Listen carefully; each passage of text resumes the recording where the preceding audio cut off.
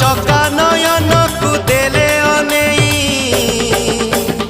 आसे लुहा घनेई तोर कड़ा बदन को देले अनेई